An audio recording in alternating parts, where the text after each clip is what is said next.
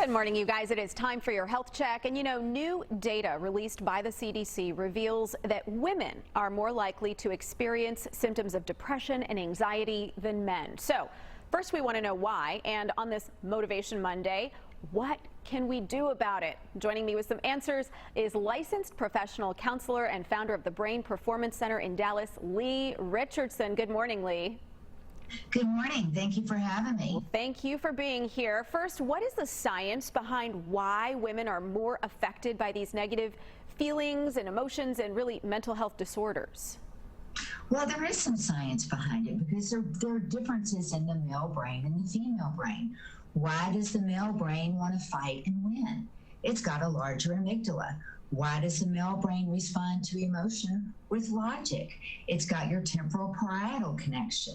And when you think about it, emotional memory plays a much stronger role with women than it does men, and that's because it's got a larger insula and hippocampus. But there's more to it than that. I think that men do experience depression and anxiety, but I think that men are not as ready to ask for help and admit that they need help as women are. So physical differences in the brain, that's pretty interesting. When it comes to women, how can we maintain positive mental health? Well, I think that women have a hard time with self-care. We take care of everybody else in our life, our family, and we don't stop and take care of ourselves. We think taking care of ourselves is a luxury item. Oh, I'll take a bubble bath, or I'll watch Netflix all day and drink a bottle of wine. And those are temporary fixes. Self-care is more than that. It's tapping into your inner self.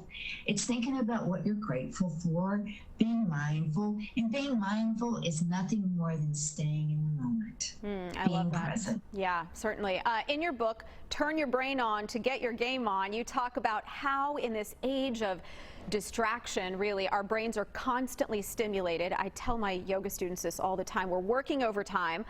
You say that science tells us we need to take a step back, but how do we do that? What we need to do is focus on the positive events in our life.